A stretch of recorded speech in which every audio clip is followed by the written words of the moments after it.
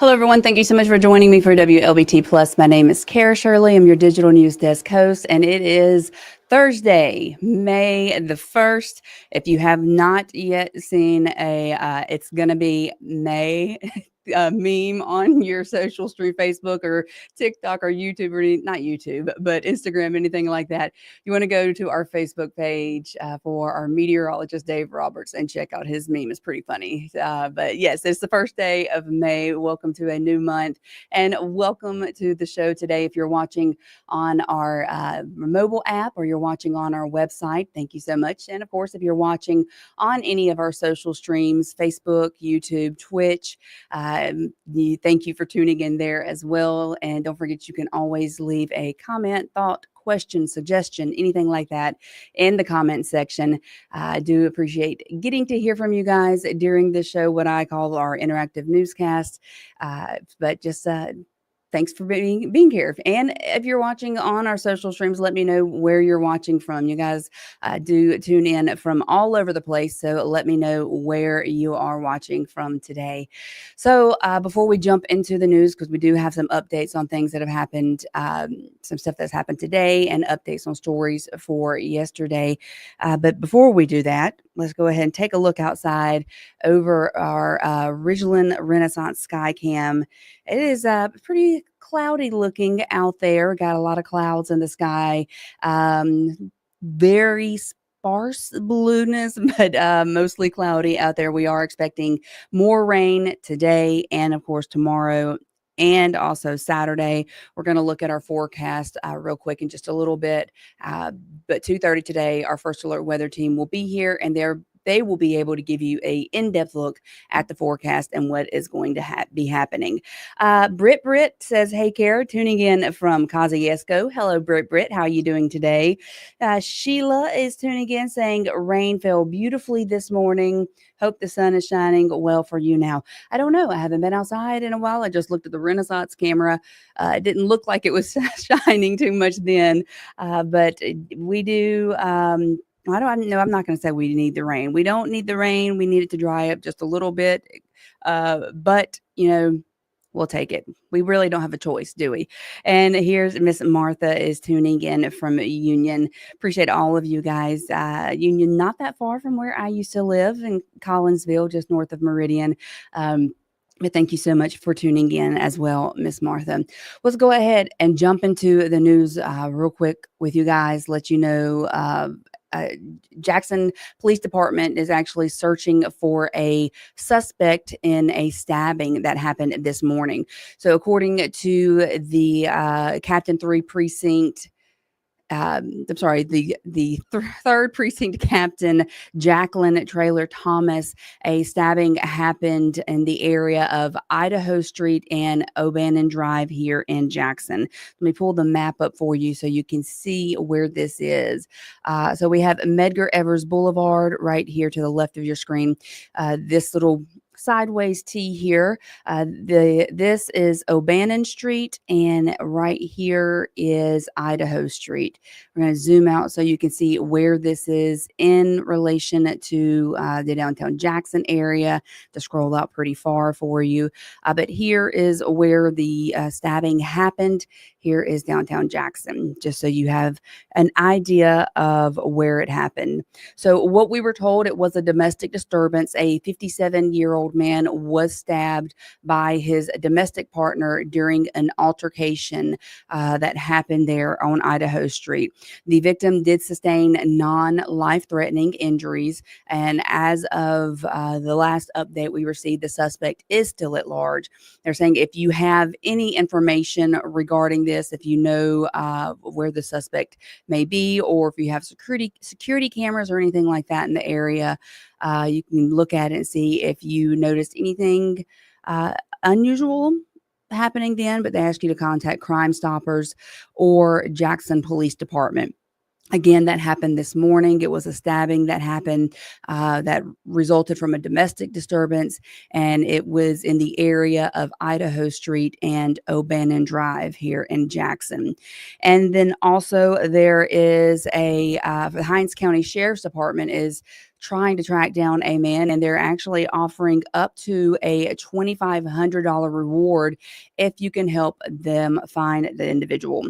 So here he is on your screen, 44-year-old Anthony Bingham. He is wanted for failing to appear for sentencing. So he was convicted of sexual battery of a child. He is considered armed and dangerous. So if you have any information on his whereabouts that could help lead the deputies to him, please either contact 911, contact Crime Stoppers, or the Hinds County Sheriff's Department. Again, remember, he is considered to be armed and dangerous. So if you see him, don't approach him. Just go ahead and call law enforcement and let them know where you saw him at. So staying here in Jackson or in our area, in the first 4 months of this year, Mississippi Bureau of Investigations has investigated at least 5 officer-involved shootings, which include situations where officers were shot at while conducting traffic stops. So 4 of those officer-involved shootings happened right here in Jackson. 3 of them ended up being deadly, including one that claimed the life of a Hinds County deputy. So that one happening, the latest one rather, happening just last week in Richland, which you all have heard about. So Commissioner Sean Tindall says there seems to be an increase in the number of officer-involved shootings. And while he can't identify what the root cause is for the shootings, he does believe that a lack of respect for law enforcement is playing a role in people shooting at the officers. The commissioner also points out that law enforcement learn de-escalation techniques to help try to prevent these types of situations. One of the things that we need to do is educate folks on interactions with law enforcement, the importance of compliance. And one of the things that we have also tried to emphasize from a training perspective is for law enforcement to look at ways to de-escalate situations. And so from a training perspective, we've been working on that across the state, and I know most departments are. But then from a societal standpoint, I think we still have a number of issues where we really haven't seen a significant drop in the number of officer-involved shootings in the state in quite some time. So the State Bureau of Investigation investigates all of the officer-involved shootings. Once that investigation is complete, MBI then turns over the findings to the Attorney General's office to determine whether or not the case will go forward. So now just want to clarify too, when we say officer-involved shootings, a lot of time people think that that is just when an officer shoots at an individual, but no, when we say officer involved shooting, it also includes when individuals shoot at an officer. So any type of shooting that happens that involves a police officer is called an officer involved shooting. So just letting you guys know that. So that's what we're talking about in this situation. Sheila, I see your comment here for the domestic issue that happened that resulted in the stabbing earlier today. Of question saying, are we looking for a man or a woman? That has not been told to us. We were just told that it was a domestic disturbance, that and the 57-year-old man was stabbed by his domestic partner. Did not say if his domestic partner was a man or a woman. But once we receive information or more information on that, we, of course, will send that out through our mobile app. So make sure you have that downloaded so that you can get those notifications. Going now to the town of Canton, where a state lawmaker convened a town hall meeting last night to talk about unsolved homicide cases there in Canton. The most recent of these homicide cases did happen just last week. So State Representative Lawrence Blackman led the meeting at the Elks Lodge there in Canton with grieving loved ones who have lost sons and daughters to gun violence. They told their stories of what it's been like to lose the family members and then to wait and see if the killers are ever brought to justice. Brian, he was one of the ones that didn't deserve his life took him. We honestly don't even know. We know what they tell us. We know we hear, but honestly, I just want to know when the police is gonna step in and find something out. It's been 5 years. It's really sad, the direction that our town is going in, and I fear that if we lose this moment, we may lose this town forever. So Representative Blackman and others plan to make their concerns known to the mayor and the Board of Aldermen next Tuesday at City Hall. And I'm sure we will be there and following up on this and bringing you more information on hopefully a resolution to this situation, or these multiple situations, and hopefully some of these cases can be solved. Now we're going to take a look in Louisiana, where Daniel Callahan did go before a judge for a competency hearing. Now, Daniel Callahan is the man who is accused of killing a Louisiana mother and then kidnapping her two young daughters, bringing them here to Mississippi, where one of the young daughters was found dead. The other one was found alive and taken to hospital. But he has been found competent to stand trial over in Louisiana. So after hearing from Dr. Rain Kennedy Bailey, the court determined that, quote, the defendant is presently not suffering from a mental disease or defect rendering him mentally incompetent to the extent that he is unable to understand the nature and consequences of the proceedings against him or to assist properly in his defense. So as a result, the court ruled that the case against Callahan will proceed there in Louisiana. And of course, he was remanded into the custody of the U.S. Marshal's Office. So this was the second competency hearing that was held for Callahan. A report compiled by experts was filed with the court under seal. So he is expected to go to trial there in Louisiana July the 28th, and he is currently being held at Plaquemines Parish Detention Center in Louisiana. He is expected to eventually go to trial here in Mississippi, but Louisiana will be the first one to take him to trial. Now, another suspect that was involved in this, that was with him, allegedly with him, Victoria Cox. She does face charges including capital murder and kidnapping. She did plead not guilty, and she goes to trial December 8th here in Hinds County, which of course we will be following that trial as it goes through the justice system. So we all remember what Callahan looked like when he was first arrested. I'm showing you here. This is when he was first arrested here in Mississippi. We do have an updated picture of him, though, from being in the jail there in Louisiana.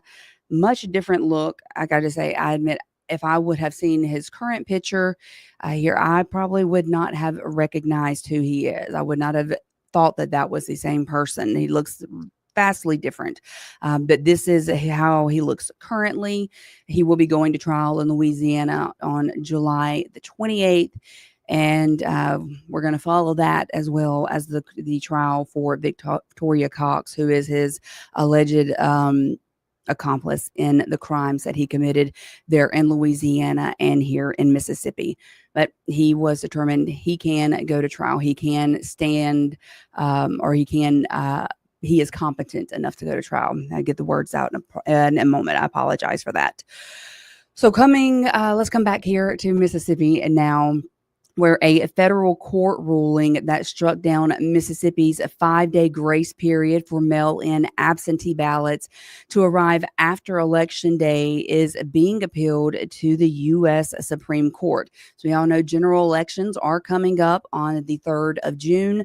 But according to Mississippi Today, attorneys for the state filed court documents that found a state election law conflicted with federal election laws. The Republican National Committee, the State Republican Party, and the Libertarian Party of Mississippi all filed suit.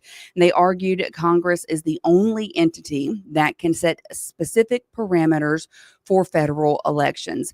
Now, this litigation does not impact state or local races, including Mississippi's current municipal elections. And of course, speaking of those municipal elections, they will be happening again on the 3rd of June. The deadline to register to vote for those municipal or for the general election, for the general election in June, the deadline to register to vote is less than a week away.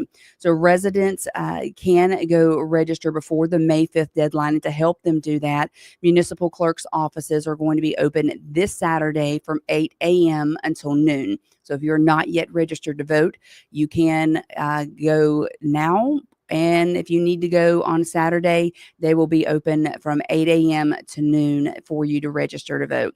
So all mailed voter registration applications must be postmarked by the 5th of May. So if you mail that in, make sure you get it in to the mailbox by May 5th. Probably you want to do May 4th just to be on the safe side. And of course, Mississippians can use Wlbt.ms. That's YALL vote VOTE.ms to download the mail-in voter application, verify your voter registration status, or even update your information. And it's probably a good idea to go ahead and go visit that website just to verify your voter registration status so that it would hopefully keep any issues from possibly happening on General Election Day, June the 3rd. Just over a month away. We go now to Madison County, where there is another step closer to addressing some traffic congestion in neighborhoods that are north of Gluckstadt. So supervisors have been working for months to widen roads there in the county, including Catlet Road between Stribling Road Extension and Stribling Road. So the 0.6 miles will be 3 lanes with 2 southbound lanes and 1 northbound lane and a traffic signal. Supervisor Trey Baxter says utilities are currently being moved to accommodate that, and he expects construction to begin by July and take approximately 9 months to complete. So residents think that the progress there will have a significant impact on morning commutes. Hopefully Stribling Extension, hopefully that takes a lot more of that Lake Caroline traffic and they get to go that way. So that's less traffic we have to deal with coming this way. It's definitely better with the starting point that they have right now. Obviously, I'm assuming that later on they're going to start expanding this way. So it's going to be better to flush people out of this area, which is great. So if you were wondering about Catlet Road between Gluckstadt Road and Stribling Road Extension, Baxter says it's a top priority for the road to be widened once existing road projects are under construction or are completed. So we do have more news to bring you, but before we do that, let's hear from our sponsors at Jackson Water. Time for a neighborly tip from Jackson Water. Is it okay to pour fats, oils, and greases down the drain if I run hot water? No! What if I run the garbage disposal? No! How about if I use dish soap at the same time? No! Instead, hang on to a few containers to store and toss old cooking fat and grease once you're done. Jackson Water. Water for all the time. And again, thanks to Jackson Water for sponsoring WLBT Plus. We do appreciate them. Before we jump into more news, let's take a look at our current forecast and our current temperatures out there. You can see that we are sitting just a little cooler than we have been for the beginning of this week, sitting in the upper 70s across the area. We have been in the low to mid 80s, so we're just a tiny bit cooler. And if we look at our radar, you can see we have a couple of spots of rain up in Atala County and in Hinds County. More rain is expected as we move over the next 12 hours. But once we get into the overnight hours, you can see as of at least 1 o'clock, no chance of rain, or not expecting any rain then. But our next 7 days does have rain chances in it. So we're looking at 40% chance tomorrow, 50% on Saturday, and temperatures are expected to stay in the 70s, low or upper 70s, low 80s as we go into next week. I've even heard a rumor that on Sunday, the humidity is going to be really low. Even into next week, humidity is going to be low, and it's going to be very, very pleasant temperatures outside. But for details on that, you want to make sure you're here at 2:30 for our First Alert Weather Team. They'll be able to give you all of the details. Looking here, I see the Mike Magazine, Miss Angela saying Greenville in the building. Hello, Miss Angela. How are you doing? I hope you're having a wonderful day, sweetheart. Well, let's talk about a very special celebration that happened yesterday. It was for a organization called Project Search, and it was a graduation ceremony that happened.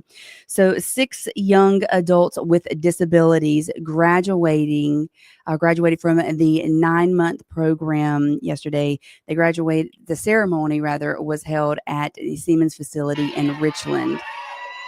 Lots of cheering going on, lots of happiness there.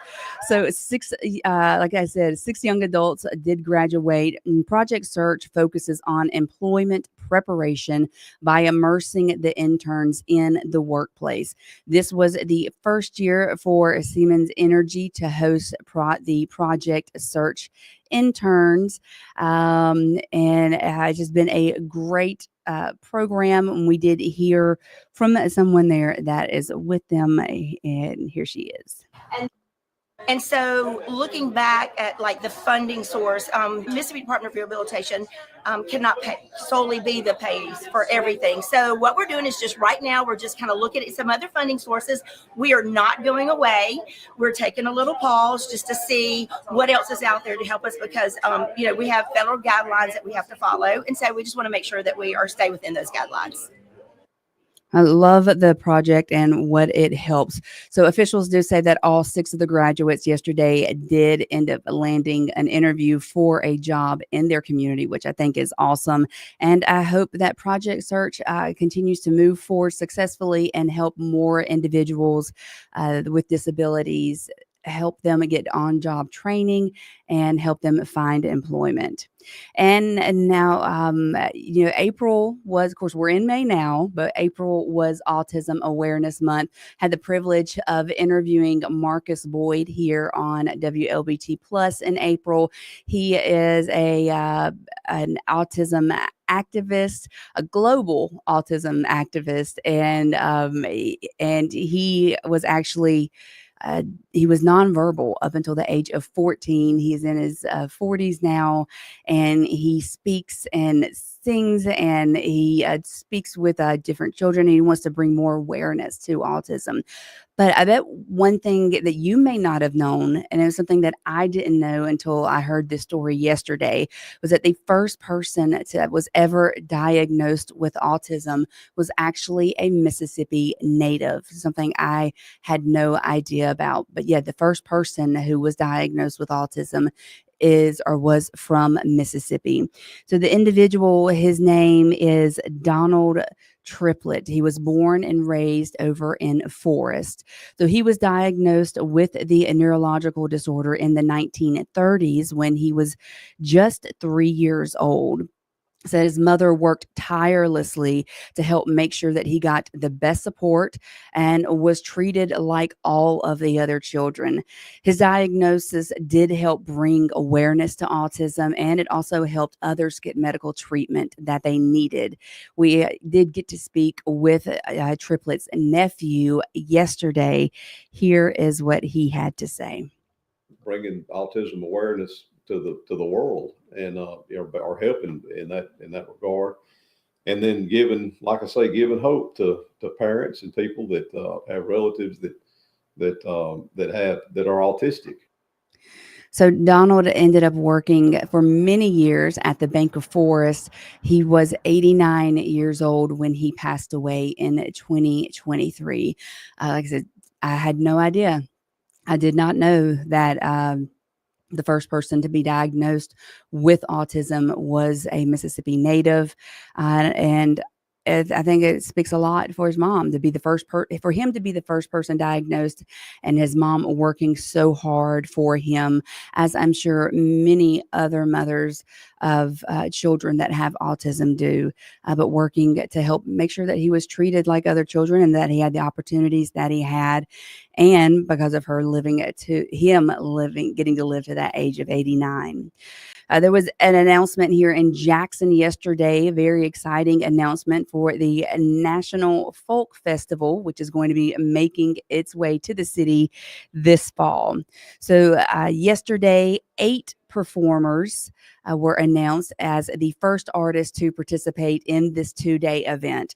Entertainers are going to include the Campbell Brothers, a steel guitar gospel group, bluegrass artist Dale Ann Bradley, a go-go group EU featuring Sugar Bear, Irish performer Eileen Ivers, John Primer, and the Real Deal Blues Band, Los Ricos featuring Sonia and Isnell, and a lot more artists that are going to be performing.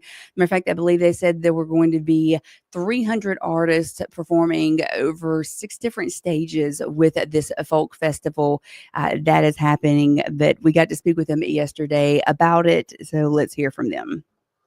By the third year, we see about $15 to $30 million long-term annual impacts. That information is gathered, one, by working with local partners like the different state and local tourism agencies, getting reports out from different hotels and restaurants. And these aren't just performances, they're living histories, each one carrying stories and struggles and joy across continents and centuries. The National Folk Festival is set for November the 7th through the 9th here in Jackson. You know, when I think folk music, there was a lot of the bands that were mentioned here and a lot of the genres that we talked about that I would not have classified or thought about as being within that category of music or to be at a national folk festival. But it is exciting that we get to have that here in the city of Jackson, and I'm excited about getting to see some of these bands. 300 different performers across the 6 different stages over these 2 days. So I think that's going to be absolutely amazing. And finally, before we go, if you play the Mississippi Lottery, if you like to get a scratch-off ticket or 2, I've raised my hand because, yes, I do enjoy that from time to time. You got some new choices to play. So starting next Tuesday, May the 6th, the Mississippi Lottery is going to be launching 3 new scratch-off cards. So they're going to be a $2 card called the $2 Heat Stroke, where you can win up to $20,000. $5 card, Blazing Hot Bucks, you can win up to $100,000. And a $10 Red Hot Cash scratch-off card where you can win up to $200,000. So if you are a fan of the scratch-off tickets, check them out on the 6th when the new ones will be launched. The most I ever won on a scratch-off ticket, I got a $2 one and I won $100, and I might as well have won like the whole Mega Millions lottery when I got that. It was very exciting. But anyway, go check out those and help support Mississippi with the lottery, because the money does go to, I believe it goes to our roadways and our education. And it's something that we definitely need help with here in Mississippi. All right, guys, that's going to be, oh, Sheila, I see you here. You said you won 20. I beat you. I did. we could have a competition if you want. Actually, no, I probably couldn't afford to have a competition on scratch off cards. There, you can only do so many at a time. Then you end up just losing money and just throwing it away. But anyway, you guys have a great day. That's going to be it for me on WLBT Plus. I'll be back tomorrow at 1:00 with a very special guest, a local man who is TikTok famous, and you may follow him. His name is Papa Mississippi. He will be here tomorrow with me. Well, his name on TikTok is Papa Mississippi. That's not his real name, but he's going to be here tomorrow with me. Make sure, if you don't already, go to TikTok. If you don't have a TikTok, sign up for our TikTok page and go follow him and support him. But it's going to be very exciting to hear from him and talk about his niche on the TikTok platform. Again, that's going to be tomorrow at 1:00, 2:30 today. Our First Alert Weather team will be here to give you details on the forecast. I will see y'all tomorrow. I hope you have a wonderful day. Bye-bye.